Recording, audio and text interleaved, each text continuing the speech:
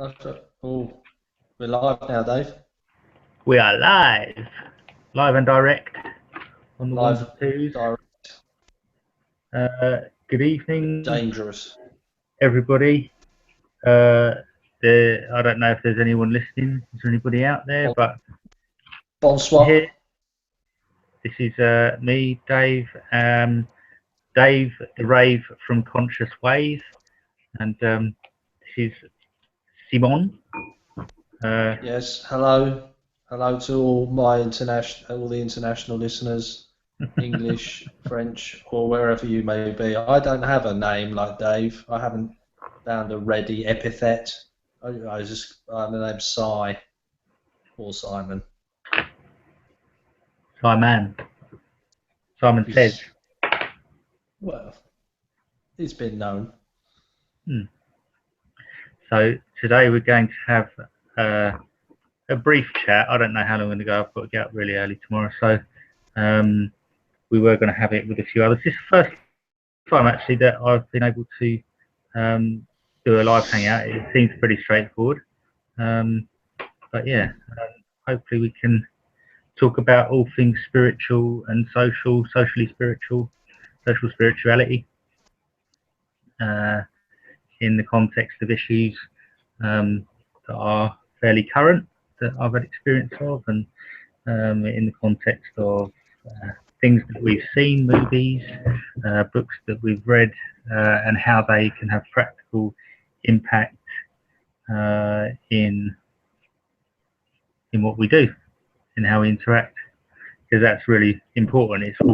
I think it's all great to have intellectual conversation about stuff, but I think the measure of its power is how much use and practical impact can it have in how I am with others and how I interact with people, and my sense of peace and ability to be authentic in how I express myself. I think, yeah, that's my little bit of waffle to start us off.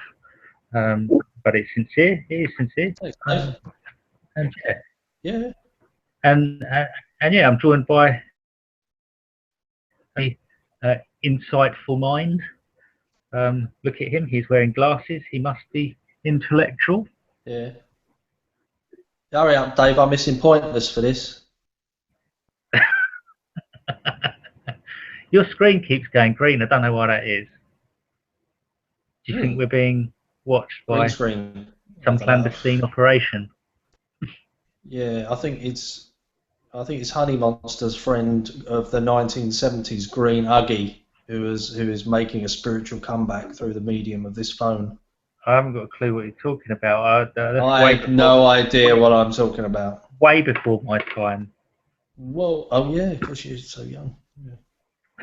I think there's a 10-year age gap with us, isn't there? Is it? 10 years. I never heard such rot. Rot. Such balderdash.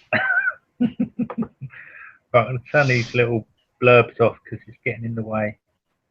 Yeah. Oh no, it's opening Q&A. I don't want to open Q&A. Well, not yet. There's nothing to Q&A about. No, there isn't. We ain't said it. We ain't said out. We haven't imparted our insight, wisdom, and general perspicacity to the masses.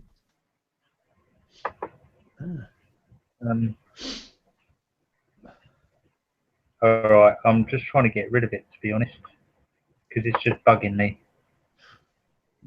Cancel. Yeah, no, fair enough. That's bugging me as well. I've got hair right up my nose. Have you disabled it? Yeah, but the screen's not as I want it to be. Here, there's only a little you and a big me. Okay, never mind. We'll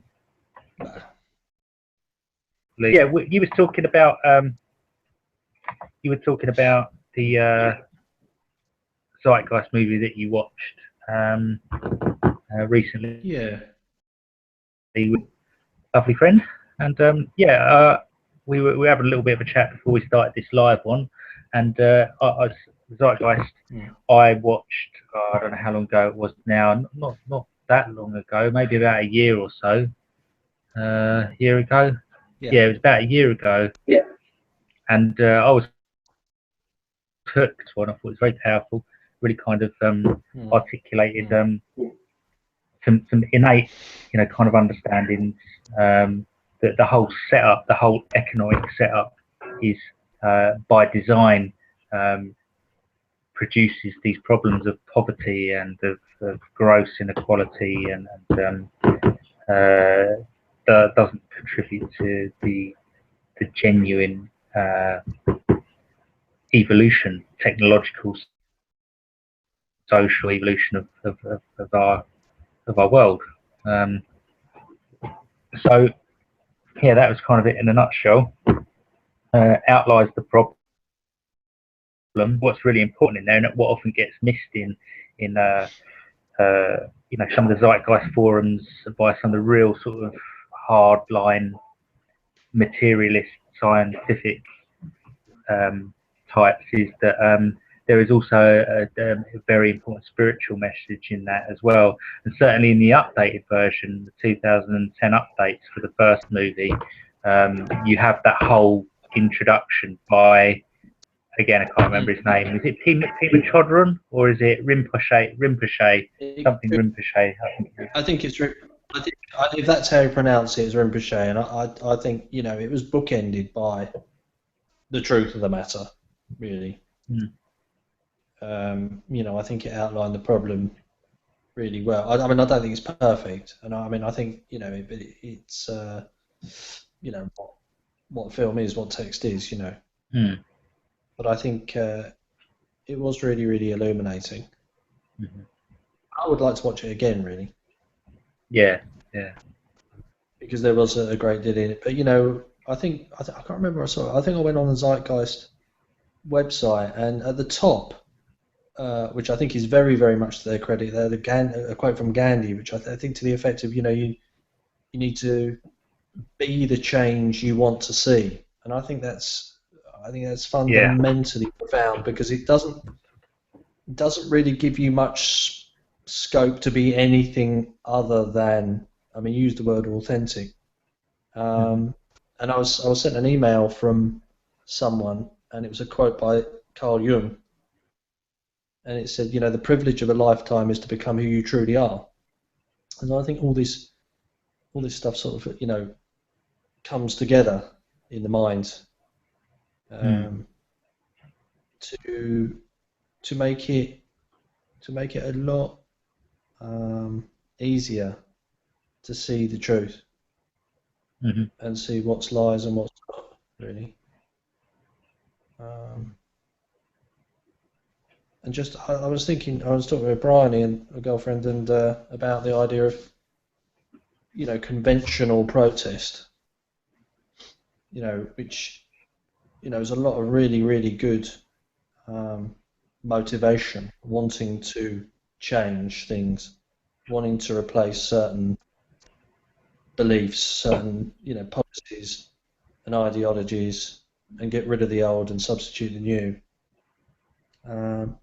But I do feel that a lot of that is, I think I touched on it, a lot of that is very reactive and isn't really about, I think you can be very, very, you can easily, without realizing, unconsciously, you can create more of the very same that you would wish to decrease simply by resisting.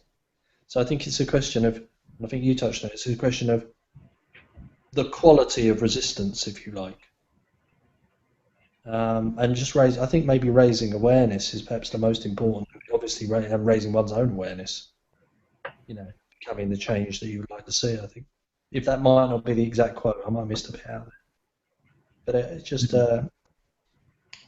occurred to me that, I was thinking about Russell Brand, and I think he's a good voice, and I think he's really useful. But I'm not quite sure he's going about it in the most useful and most effective way. I see him on Newsnight, and I think he's losing. He could be a damn sight more credible. I think it's a shame, because he's really smart. I think the purpose with him there was, like he said, look, you've had enough. I think he was truly, kind of quite truly frustrated with it all, and I think you could see how that Ethan Davis was trying to kind of orchestrate it in the usual sort of pompous BBC type style. It's kind of like, oh, and here we have this kind of celebrity, and like wasn't and I think he probably gets a bit miffed about people not being able to see that underlying his character there is a deep sincerity. I mean, we kind of know from our backgrounds where he's coming from. Okay, we do. I think sometimes people mistake. I think sometimes people mistake, his flamboyant, his extrovert character, which is incredibly extrovert, for ego, and I don't think the two are the same. I think if there was no self-awareness there, then yeah, the important component is self-awareness. He's very self-aware, so he'll kind of, I think he'll communicate in a way with total awareness about how the other person, without being so attached to it that he's kind of self-absorbed with it. But I think he is speaking from his heart, speaking with sincerity, and with incredible wit. But yeah, I think that Newsnight interview, I think he was, not going to be ridden over by the BBC, because, like you said, you've had enough of your kind of say. The BBC have not really given proper airtime to some of these real issues. Like I was reading an article in the Guardian about the Parliament Square Occupy Democracy, which I went up and covered some of that over the weekend via Bambuser, but the BBC unfortunately didn't see it as I watched that. Yeah. So it's incredible that the police felt it was serious enough, that civil government was under threat enough by a few sort of people that were well-meaning and good-spirited, that they would have such an oppressive stance.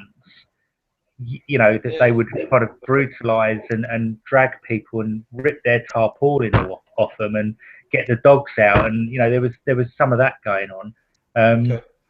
And not whilst I was there, fortunately, but at certain points throughout the week there had been some of that. Acting completely disproportionately on a number of occasions. And so, when that goes on in other countries, this is what the Guardian article was making a point of, when that kind of stuff goes on in other countries, like Hong Kong, way over there where they live in sort of communist countries and these people are fighting for their democracy, that's newsworthy. When it's happening on our own soil, the BBC saying, oh, well, it's not newsworthy. Are you joking? So, you see the inconsistency, you see the contradiction in that. You've got the police, the police think it's important enough to have, take those kinds of actions that they were taking. A huge police presence there was, and yet the media, just kind of didn't, bat an eyelid really. So, that was very interesting, I think. Did you catch any of it? Well, I saw it. Yeah, I couldn't quite understand why that guy playing a flute constituted, an affront to the fabric of society. I mean, he was fucking playing a flute. I know. I mean, whether you liked his flute playing or not, I think it was immaterial. The point is, it didn't even seem to be very loud. No, it wasn't as loud as... The bylaw, was he? Because I couldn't really... Was he contravening... The old bill said he was... The police said he was contravening... Was this correct? Yeah, it was a bylaw, right? The square is kind of private property. It's owned by the Greater London... is it the GLC or something like that? So... Oh, right. Okay. I didn't know it's private property. Yeah, it's got a specific piece of law now that's created to stop people from camping out there and stop people from protesting. You can't have amplified sound. You can't have signs.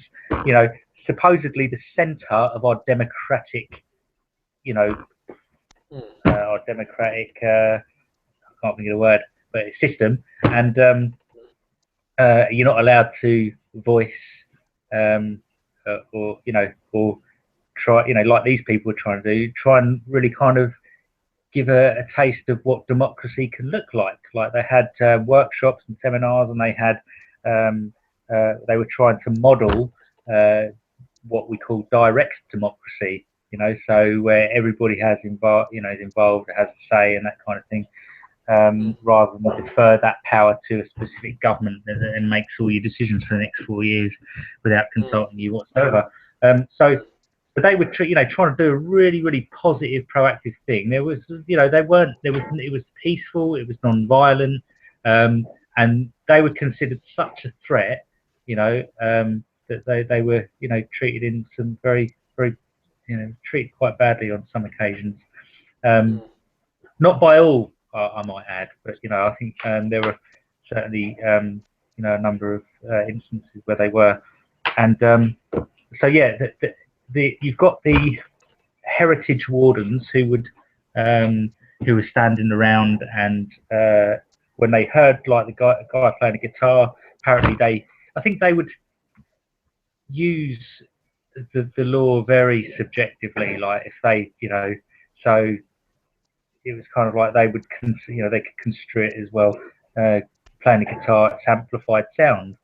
Well, it wasn't amplified; it was just a straight up guitar without any amplification. There was no loud hailers, so there was just people sitting around trying to keep their spirits up and play a bit of guitar and have a bit of a sing song. And so they'd come over, the heritage wardens would come over and read some bylaws to them that didn't really understand. And then when the guy, we'd had some meditation, and the guy was playing his flute as part of his spiritual practice, and trying to bring a sense of calm to things. Because you can imagine Parliament Square, you've got, it's very, very busy, buses, trucks, cars, honking horns. There's a siren every, emergency vehicle siren every 5 minutes. There's gongs of Big Ben. And if you measured the decibels of all that noise, comparison to, this chap's flute, you would, I can see. you can certainly see that to kind of then come down in such a way by, to kind of try and kind of, illegitimize and criminalize his flute playing. I mean, it was quite funny. And you had to laugh. And I think, when you come face to face with the kind of the legal system like that, then it's it is quite laughable, and you see that it doesn't really support the people. It supports private interest. That's what it's designed for. The legal system, the law is a different thing, and this is what I was hoping to talk about with the other guys tonight, but they're not here, and I've only just become acquainted with the fact that what's legal is different to what's lawful. And when we talk about law, we're talking about common law as laid out by the Magna Carta, which is quite simple. You don't, steal, you don't harm another person, you don't kill another person, and that's considered to be, very basic common law. So anything that undermines that, then obviously you are culpable for. But like I say, I'm not going to go too much into that, because I'm trying to. I've just started to get sort of acquainted with some of that stuff, but it's very, very interesting. It's very interesting. Sounds like, and I'm not really a damn myself. Not really au fait with it. The differences between the two. I think I was going to go back to Russell Brand, was his idea that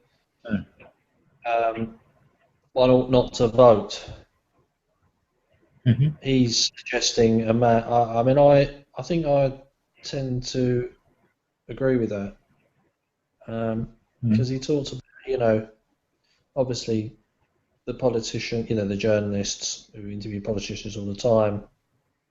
I remember I saw the Jeremy Paxman. He said, "Well, how can you possibly think that your voice and anything you say has got any credibility or any plausibility at all if you yourself don't vote? You're disengaged. You're recommending strongly that people don't vote." But then his response was that a vote for the established political parties, so obviously operate within the same structure, same paradigm, is a sort of tacit approval at some level, and I accept that. I think that's right. I was thinking about promoting a policy of mass non-voting, or perhaps even better, if everybody wrote the same thing. If everybody wrote the same thing, this is not the truth, we're being lied to, something along those lines, on their ballot paper, because there must be an enormous amount that would have to be reported. That could not go unnoticed, and there must be an enormous amount of people that want to disengage with the political system for the right reasons, not because they're apathetic about everything, including politics, because they just don't trust the political system, which of course is the same, social system, economic system, military system, religious system that exists. I think they're all mutually supporting, mutually reflecting. There is a group that's actually got it's quite large on Facebook. I think it's like it is a proper group in that vein. No vote. I don't know what I can't remember the full title, but yeah, I've seen that it is operating, and I think the idea is that they're trying to campaign to include that on the ballot paper for next year. Document that actually, these people are not happy with the current system and how it operates, and so yeah. I mean, I think that can certainly got a lot of supporters already. I mean, I'm kind of torn. I'm like, well, if we have got this system, then not voting isn't that kind of giving the vote to people that we don't, we really don't want to be in at all. It's not easy to resolve. It's not easy to resolve. So whilst we kind of say, well, yeah, the current system, is a bit of a farce, and I don't like the kind of the current sort of apparatus, because at the moment I still can't too much get my head around the but it's first past the post. I really still don't know what that means. Well, it doesn't seem right. I mean, apparently not there. Go on. What it in effect means is that you can return a member of parliament. For a start, you got.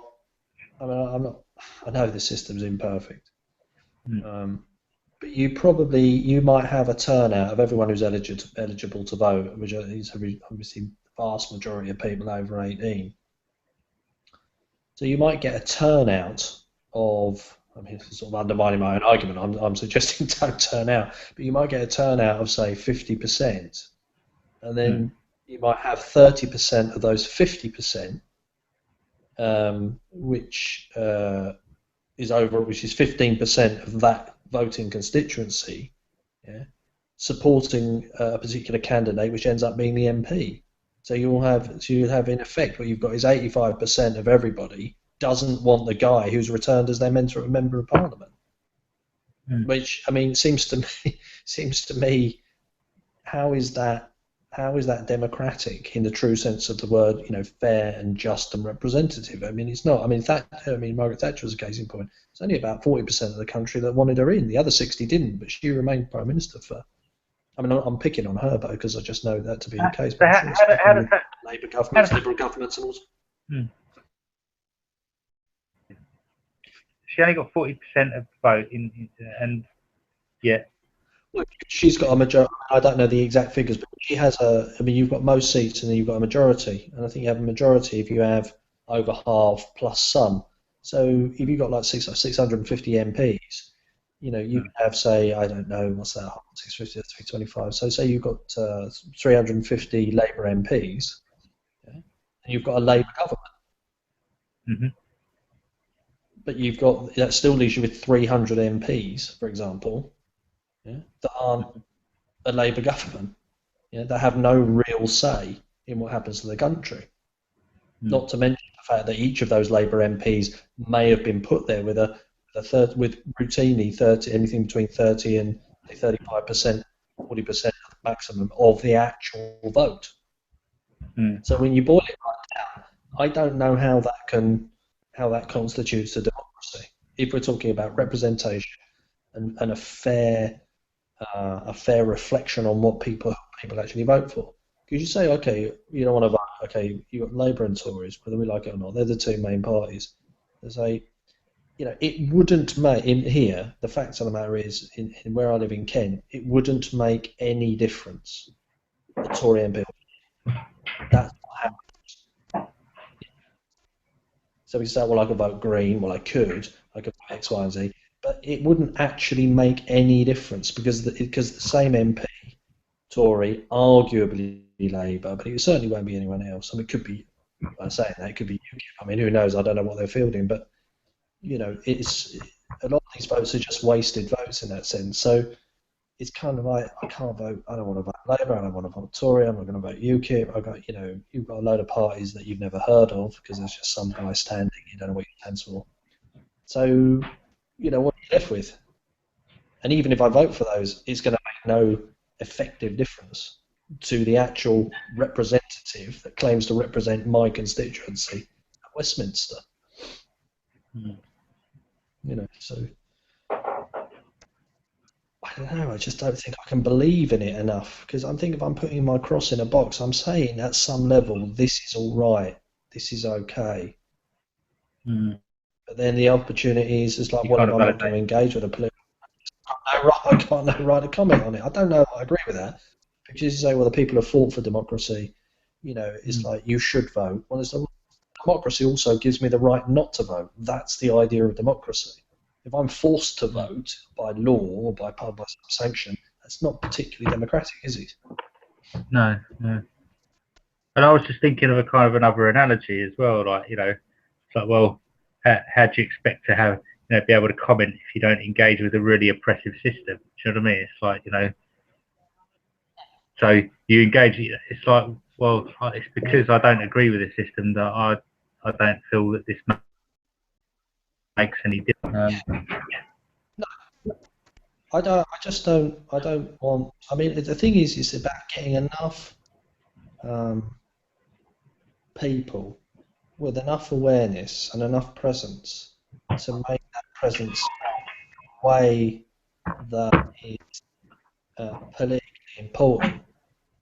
You know, and the only way I can really think about that's going to happen is if en masse, you know, literally hundreds of thousands of people decide to either, you know, spoil their ballot paper in the same way, or even better, as you say, this Facebook campaign is requesting, you know, is trying to get together to actually I've got it up here actually. Yeah, it's called the above, you know.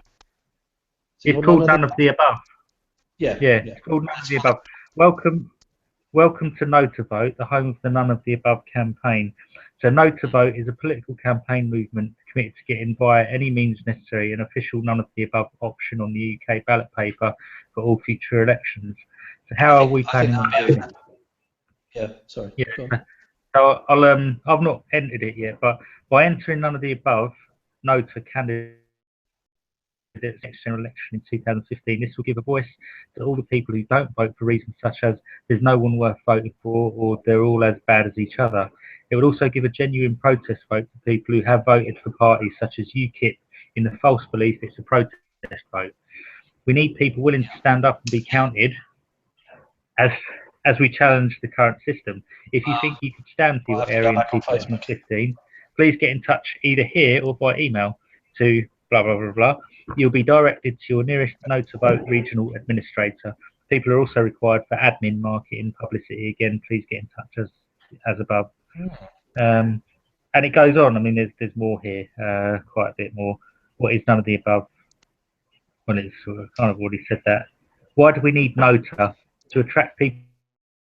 If only 50% of the electorate vote, that gives the winning party a majority, a mandate of only 25% of the whole electorate. This is not a fair democratic system. This is what you were saying, wasn't it? Many people don't bother to vote, and this needs to be rectified. Not voting is not a protest vote. It is simply not participating, can be dismissed as voter apathy with no further analysis. Spoiling the ballot is not the same either, as spoilt ballots can be counted as spoilt in error. Any spoilt vote count is therefore meaningless and does not provide a measure of voter discontent. An official Nota option would. That is why Nota is so important. So, I agree with all of that. I think that's an excellent campaign.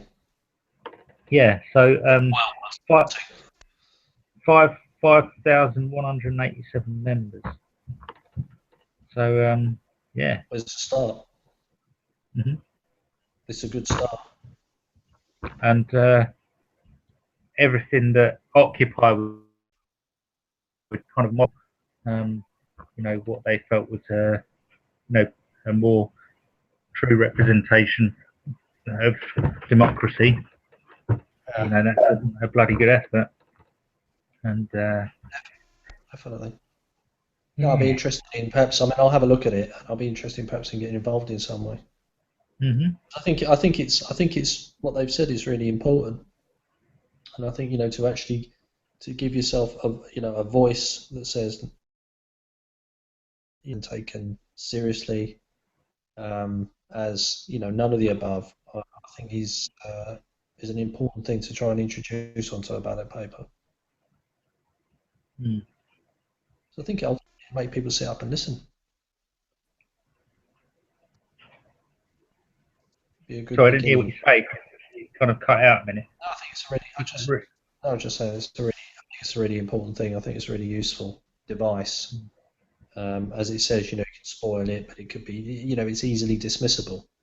But if it's actually, they have to count this and publish it, and and see that, hopefully thousands, hundreds of thousands of people are just not happy, then hopefully it will promote, change.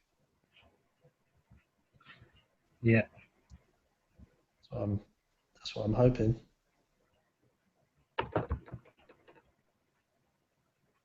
The trouble is it in there? I mean, I don't know. It's very difficult to see how the current system, it's in the, it's very powerful, wealthy people.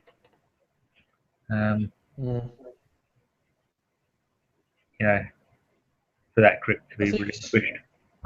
Well, I think I think who knows? I mean, I don't know. I think it was all about that raising the consciousness and an internal revolution, my own revolution, a increasing sense of awareness of what's happening, but also maintaining. I mean, I read that it was a biblical phrase actually. It was about the salt loses its flavour. What is it good for? And it's about if there isn't that presence, if there isn't that quality of being, I think then if that isn't what's ultimately sponsoring whatever you're doing, then I think it's probably to no avail anyway, because you're just going to get more of the same. It's that resist not evil, isn't it? You start resisting, even with the best of political intentions. I still think that it just creates more of the same structure of mind, which is then expressed in whatever way. So you have more of the same, more of what you don't want, without realizing it. So I think it's only with that gaining in presence, keeping that the flavour and the salt, if you like, that perhaps anything can be truly achieved. I think it does go back to that Gandhi idea that it's like, well, if I want a certain change, then that change can only exist as it exists in me. So what is it I want to see? Because if I want to see it without, then obviously I want to see it within. And I think, everyone loses sight of that, including me, all the time.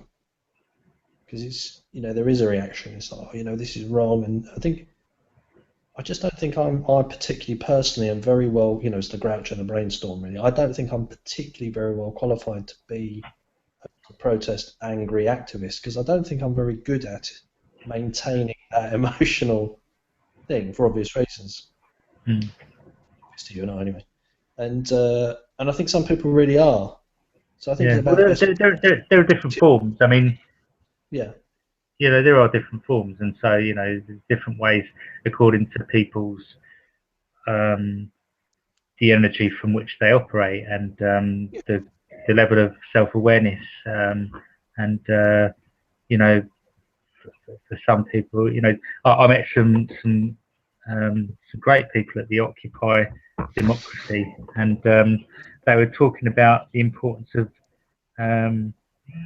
standing in your own intention and staying focused in that, in your own intention, your group intention.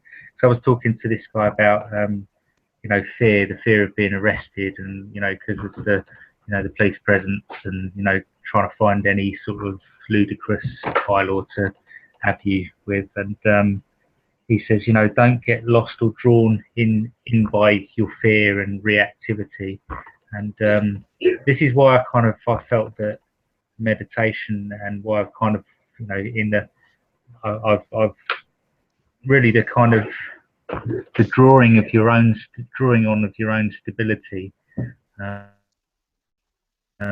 presence, like we say, conscious presence, so that you don't get sucked into the old paradigm, of conditioning, of opposition, of reactivity, of competition. Exactly. And so start with that as your basis to recognize that truly I am, in and of myself as consciousness, without all that mind chatter. I am peaceful, but fundamentally that's my natural state. And some people don't know that, they're not in touch with that, and so I think this is that's what leads into these. I read a good post by somebody about emotional vampires, trying to, thinking that they need to, get their power from other people, realized that they can't see their own true abundant power and peace. So yeah, I think that's why my form of activism centers around the self-awareness practices and meditation, and because they can help foster a different kind of narrative, a different kind of interaction with people, a non-threatening one, a cooperative one, and so yeah, but yeah, it was interesting. It was interesting because even that seemed to, rub against the nature of the office, the authority that was trying to crush, trying to crush that spirit, that very human spirit. So yeah. There's a new Million Mast March coming up on the 5th of November. Remember the 5th of November? And so I've got something planned. We've got something planned for that.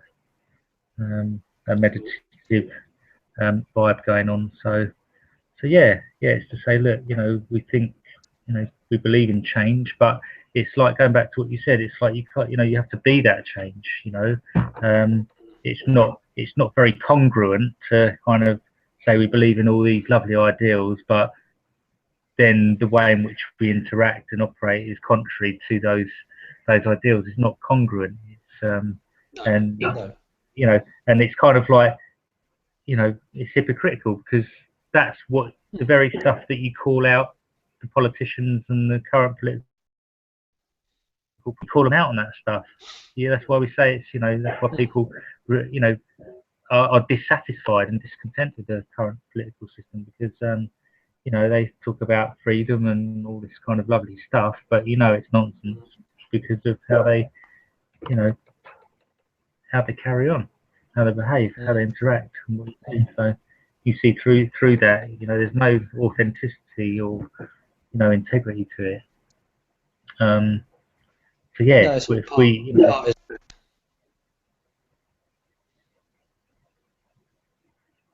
sorry.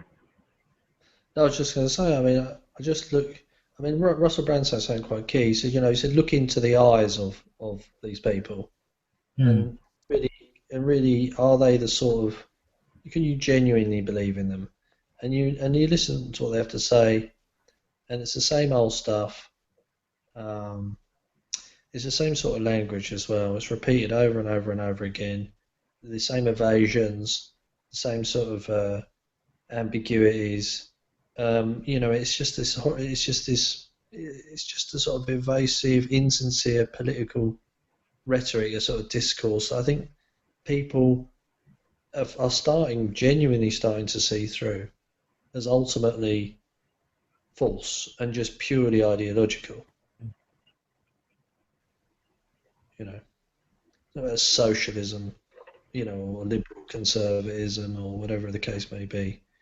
I don't think that one might be slightly more palatable, if you like, than the other, depending on all manner of things. But I think they're not really coming from. I don't. I think I believe it when I say I don't think they're coming from fundamental. They're from fundamentally, basically the same place, which mm, is a belief. Which is a belief, however humanely and however socially mindedly, but a belief in separation, a belief in division. Is that we got to work for the lower classes, which means at the expense of the upper classes. No, we got to support the bankers, because if we don't support the bankers, then everyone else will suffer. So we got to I don't it's a question of one ideology privileges one lot, another ideology privileges another lot. mm, I think completely. It's just not the point. The point is that are we all one, or are we not? mm, I think that's really, I mean, that's the question. Do I believe as I do to you, I do to myself, inevitably, regardless of what I think or believe? I mean, you would say it too. I mean, you'd be really helpful in saying, so, well, okay, I believe X and I believe Y and I believe this and I believe that, but I'm just as likely to disbelieve it, with another set of data comes along, or another mood comes along, or another, group of friends comes along that, whatever. But it says, what is ultimately my experience? What is it that I do truly know? And I mean, Socrates said it, know thyself. And then someone else said, the truth will set you free. So what is that? I mean, it's the kingdom of heaven lies within. I think I can only find that within myself. mm, And in doing so, I think inevitably that draws it out of other people. mm, You know. Um, so, well, it's just something that just occurred to me, really. mm. So, I'm just I don't know that it's a question saying. of what I'm doing. What do I do? What do you do? What are we doing? Da, da, da, da. I think it's a question of what's the quality. I think, it's what's the quality, what's the presence behind it, what's the Mm, intelligence behind it? Is there an absolute acceptance of things as they are, which will then, allow that intelligence to come to bear? Or the intellect, as is not the alpha and the omega of these things. There is a much, much greater intelligence at work. I think we have mm, to try and find that and trust in it.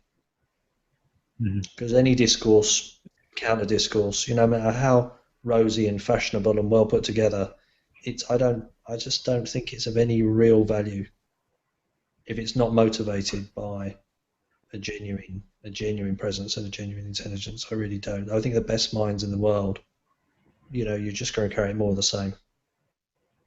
mm, mm. I think it's about what's Yeah. sponsoring the intellect in many ways, not sponsoring this discourse. 'Cause I think, if the spirit's right, the letter can't be wrong. It's Mm-hmm. impossible. It's what they would call, I think it's the right saying, is a corollary, an automatic inevitability. It's light from a flame, really. You don't coax the light out from the flame, do you? It just is. Mm-hmm. So sort of cajole it. Come on, flamey. Be nice and bright for me. It's just is. You like it. It's bright. You can't. That's it. That's the deal. It is what it is. Mm-hmm. So that's what occurs to me. But is there a case for action? Well, I mean, I like the way. I mean, Martin Luther King sort of. I like the way. I haven't read much, but it's the idea that he absolutely insisted on reframing his enemy as his brother and his sister, which is hugely disarming, because it's completely opposite to what people expect. For a start, they don't know what to do with it. Mm. You give people love and they don't know what to do with it. It's disarming. One of the conversations I was having with one of the chaps about, he says you can, when speaking with these wardens, so we were talking about these wardens on Friday night, and you could, when dealing with the police or the authorities, you can respect the office of their uniform, but appeal to their humanity. So this is what was kind of in my, and that's kind of how I operate, and actually it's how I feel comfortable and able to connect with people regardless of their role in my work organisation or who they are, because as I was walking around the perimeter of that fence, I was nodding at each police officer. I was speaking on my on my broadcast and saying that, trying to get people to understand and acknowledge our common humanity, and I said, these are people with families, they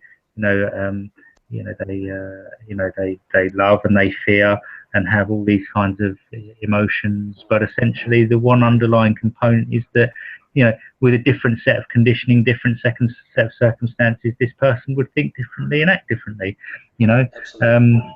so essentially the underlying substance that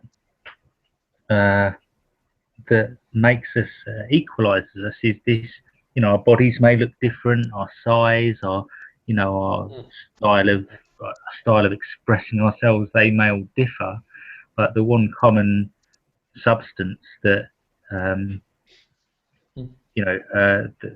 allows all that to be is the consciousness that we are, and to acknowledge that kind of, I think, in spiritual terms, it's like acknowledging the Christ within, the Christ within me bows to the Christ within you, or this is why we say, or another way of putting it is namaste. Indwelling divinity, or call it what you like. Yeah. But essentially, we're talking about, we acknowledge that I and you essentially are made up of the same substance, the same consciousness, and when you can look at another, and beyond that kind of sense of difference, and the sense of separation kind of can dissolve, and then essentially, in the body language, in the interaction, it becomes different, Well, I think that's absolutely right, and I think the main. I mean, for example, the Zeitgeist movie ended with, I think it pretty well completely ended with, you've got two choices. Ultimately, you've got love and fear. Which is it going to be? And I think the way that people can promote and sell wars and sell Barbary is framing the person as the other. There has to be this duality. Without this duality, these things cannot be maintained and sold to people. People will not be convinced to go to war. There has to be my nation, your nation, this country, that country, this belief, that belief. There has to be this binary opposition. Otherwise, the whole thing just falls flat. And we're just left with, heaven forbid, we're just left with a unity and a lack of willingness to go to war. War at whatever level, from the person right through to the countries and states and world wars, conflict, I suppose. It's absolutely vital that I see someone. I mean, I suppose really it isn't about seeing as much of an absence of pride and prejudice as possible, really, for me, which is obviously it's not an overnight job. And the more I can see and listen and be without pride and prejudice, I just think the more useful you become generally. So I think it is about dropping this stuff. It's just dropping it all and just letting go and letting God, what everyone's conception of God, if indeed you have a conception, which I think increasingly I don't. In fact, I think it's increasingly a hindrance more than a help. But for me, yeah, I mean, just kind of going on that point, I started with a conception, an idea, a mental object of a power, and then I came to a point through practice that ceased to really carry the juice.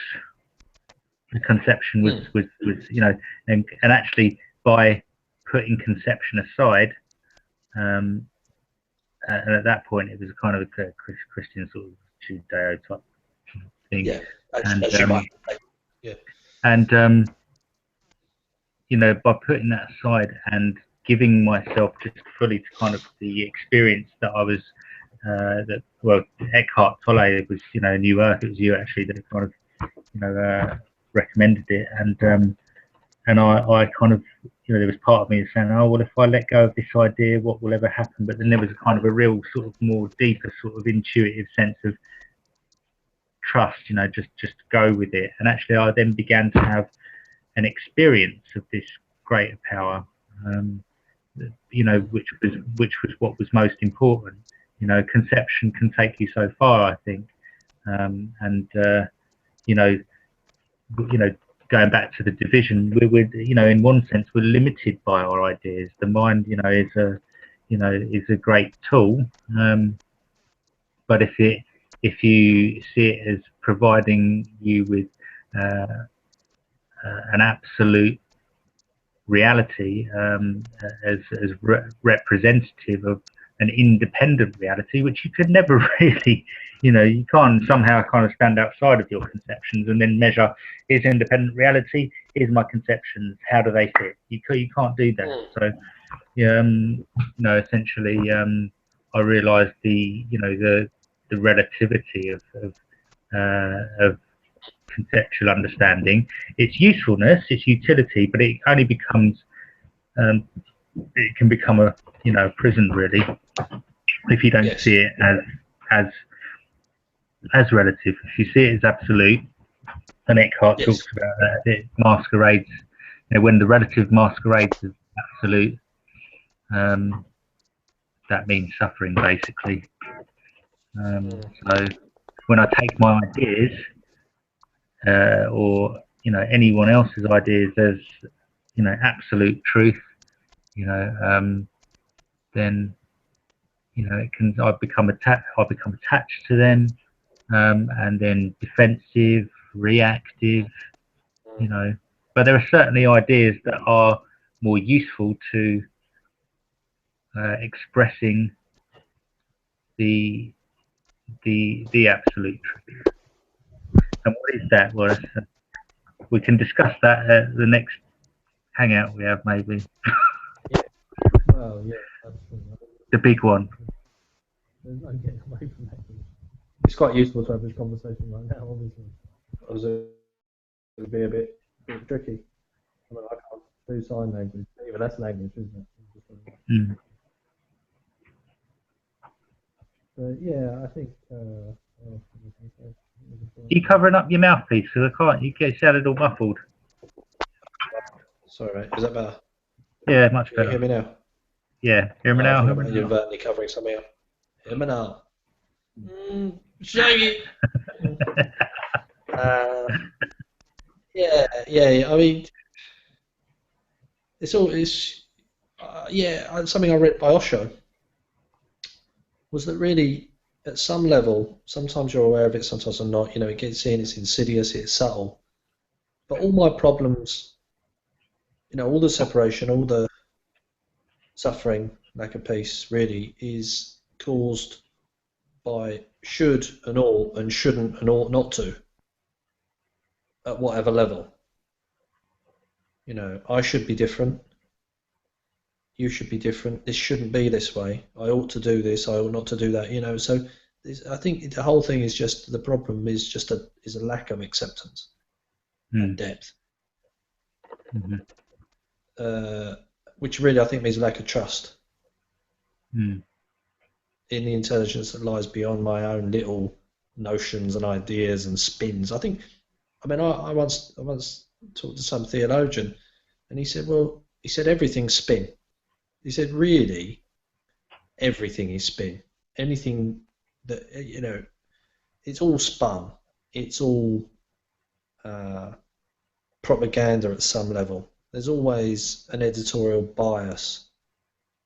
Perhaps not always like I want a cup of tea. The real basic stuff, but the stuff you generally read or use, it's spun. Thinking by the time something's actually happened, then you've got a particular perspective on it, and then you've got an editorial spin that has to go through it, and then you've got the individual mediation of the journalist or broadcaster himself, and then it goes through the screen, and then it enters into the mind of the person receiving it, and then that person receiving it then, for example, then decides to tell someone else about it. By the time it's got to there, what's the likelihood of that actually being true? Through all those, filters that have an innate sense, there's always going to be a little bit of failure through each and every one. So, I don't know. I'm not a big fan of the news. It's like find out what to think after the break, you lucky people. And I don't think I can take a lot more of it, to be honest with you. So I've just watched Brass Eye over and over again. Just go, yeah, Chris Morris is great. Watch Peter Geddon. It's Peter Geddon. Peter Geddon. To my old school. Peter Geddon. I went to my old school with my girlfriend. And, I wasn't hanging out outside. This is no okay. What I know, when I was there, no, it's all right. The kids were on break. They were having their milk or something. And but I noticed it's like when I was there, right? It was just like a little fence, little gate. People come and go more or less. You know where to go out, or go out and smoke some fags and whatever. And now there's like an anti-pedo bomb fence right round the school. It's like this huge green affair, and it's rightly or wrongly, it's all about the separation. It's all about keeping the people out, keeping everyone in. And I just kind of noticed that as a big difference in the last 20 years.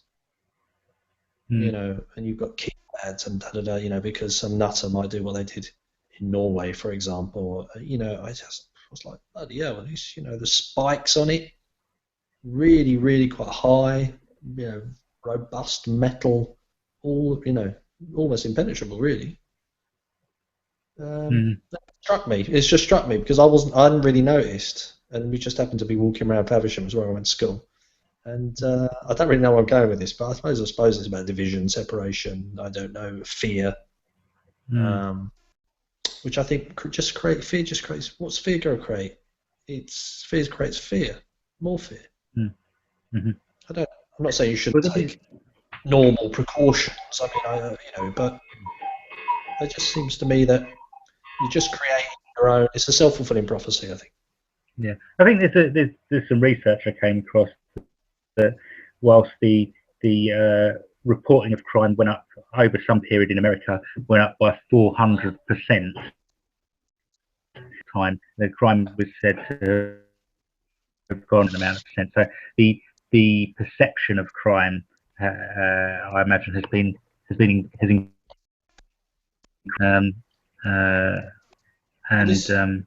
this is true. I think leads to the sense of separation and needing to protect oneself and. Well, it's a hysteria. The charger. Yeah, I'm gonna have to finish up soon, mate. To be honest, because my back. Yeah, no, that's cool. I've got some things to crack on. But Yeah, no what were worries. you going to say, sorry? Yeah. No, I'm just saying that, I think this is one thing that Brassai dealt brilliantly with in the day-to-day is,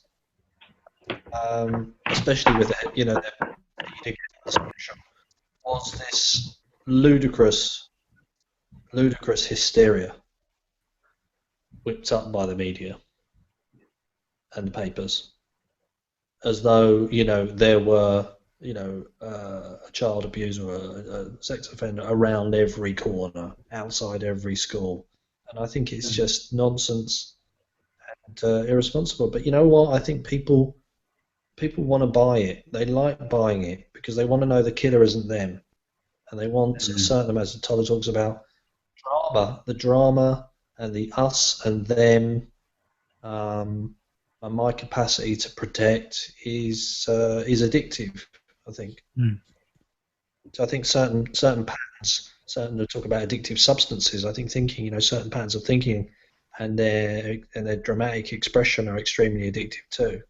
Because they create. I mean, I'm no neurochemist, but you create all sorts of thrills and spills, and you want to go up and down and up and down. And I think there's almost a fear of being okay and groovy in the now. Because like, what will be left of me? Will there be anything left? And I think that is the fear that perhaps how people have at some level, whether they're aware of it or not. That probably was the fear I had, maybe. Yeah. Well, this sense of wanting to chase this sense of elation, and there needs to be some sort of mental movement or emotion. I think people don't recognise, or probably people in the majority don't recognise or perhaps appreciate, or don't know that they appreciate a sense of, but of course, Rupert Savara puts it really well when he talks about, when I think it was Rupert or somebody or other talks about, the moments where you just observe a beautiful sunset and there's no dialogue, so everyone knows their moments, and that's actually your own presence knowing itself. There's nothing that you're looking for to get out of, it's kind of like that experience of, consciousness, presence. The seeking has gone. Yeah, so that sense of needing to get anything out of that moment or to move away from anything, that has ceased. And it's in the ceasing of that kind of that seeking that, this is why people are looking for their happiness and their peace in objects, because as soon as you acquire your object, your seeking ceases. And so therefore you're faced with consciousness knowing itself. It's like, oh, that seeking has gone away. There's no more disturbance. And you find that actually you're naturally at peace and happy in the moment without the internal dialogue. But of course, people don't realise that. They're kind of duped into thinking, well, this object has provided me with what, provided me with the happiness. But actually, what's happened is that seeking has ended. Yeah, the whole setup. I mean, you just got to watch the adverts. It's all adverts are based on the premise that you're not quite enough without this. You're inadequate. I mean, it sounds harsh, it sounds start, but it is. The whole basis of all advertising consumer society is that you're not enough without this. And of course, I think there's a realization. I'm increasingly realizing it. I think you are too. I know you are. That everything that you've ever need, everything you'll ever need, you've already got. So it's about finding out who I truly am by subtraction, not addition.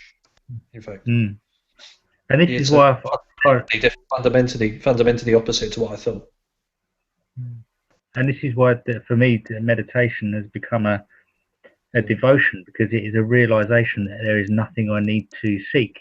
I could sit all day long on the cliff. I went and sat down the cliff, today, this morning, and just kind of sat there and in presence and consciousness, aware of it, awareness, aware of itself.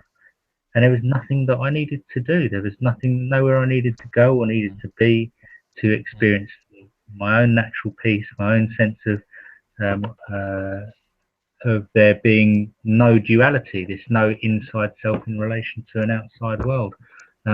Even though the appearances appear still, and I interact with them, there's this underlying visceral knowing that there is no division. It's all underlying, an expression of the consciousness that I am, and there's nowhere I need to go or need the next experience that I need to get to. And that doesn't mean that I can't look forward to like things. I can't look forward to holidays or parties or speaking with somebody. But I'm not seeking my fulfillment in that. That stuff is more of an expression of that which I already am. And so that leads to kind of then spontaneous expressions of things. Like I had a good old sing song, playing air guitar and singing into a bottle last night with my daughter, and just kind of spontaneous actions that without the need to kind of be seen to be good or. Do you know what you were doing, Dave? I never thought I'd get a chance to use this word, but you were acting extemporaneously. Fucking hell! I know. What does that mean? I think you are acting spontaneous. You're acting outside of time. Ah, right. Yeah. Extempore, I guess. Yeah. I think that's quite a good word to use. That. Yeah, I just gave. I didn't give. And there's a sense of still there. There's an I that has separated myself out, and I'm giving myself to this moment. Not even that. It's just the I was dissolved. The I was dissolved in the this. What is? Yeah. You were now. Yeah. Yes to now. I think that's the point, isn't it? As a lot of it is that whatever's happening now is not an obstacle. Because I can still see it, especially with mundane stuff. Oh, I need to get this done quick. Da, da, da, da. And of course, it's a complete absence of presence. I'm brushing my teeth. Oh, I'm really tired. I want to go to bed. Da, da, da. I've got to do X, Y, and Z. It's a bit boring. It's a bit mundane. And actually, completely and utterly revising this and saying no, because there is presence is never not presence. There's nothing that's inherently mundane. I mean, arguably, and when I want to clean toilets 15 hours a day, no, I wouldn't, obviously. But the point is, if you can bring enough presence to anything, it ceases. The boredom goes. It's not an obstacle to a future happiness. It's only my thinking about it that is the problem. And that was the liberation for me, and I think we need to start wrapping it up. But the liberation, when I first started reading Toller, and The Power of Now, but that realization that I didn't need to get to some future moment for my fulfillment. That that I could just commit to stepping out of that old mental narrative and just be here now. You said it before. Be here now. It is enough. It is enough just to be here now. Because if I'm always looking for some future moment for my fulfillment, then that will be all that I ever do, and I get to that moment and I might enjoy it, temporarily and say, oh yeah, this is great, and then I'm looking for the next moment, and it's like, well, that moment was only ever now. There is no sort of separate moments. It's all just this it's not even, you can't even call it continuum. It's just this presence that always is.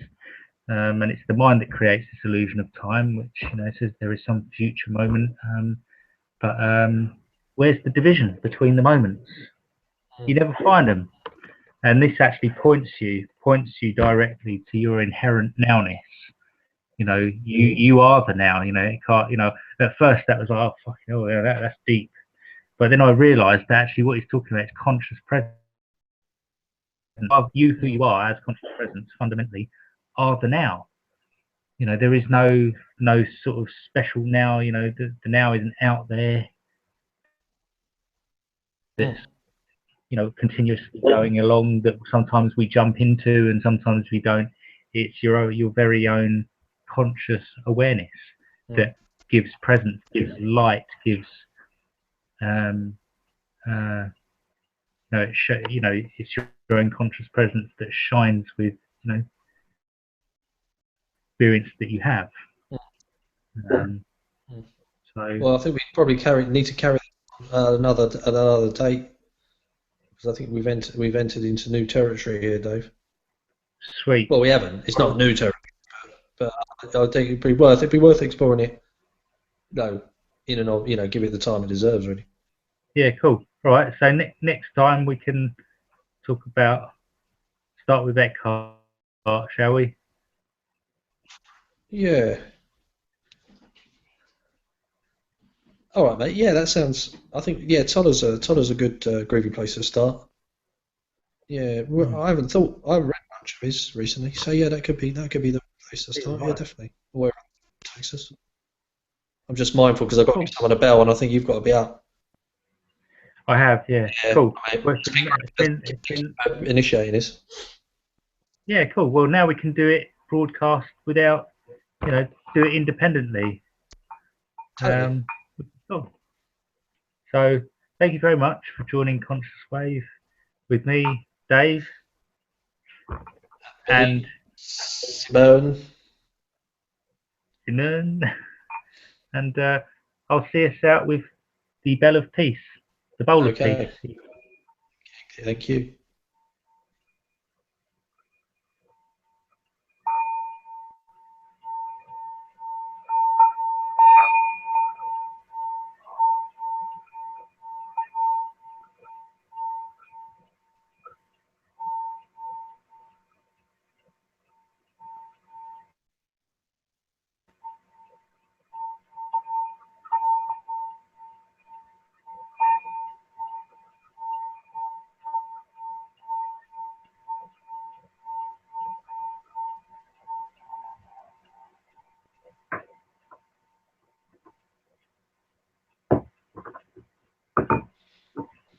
Thank you.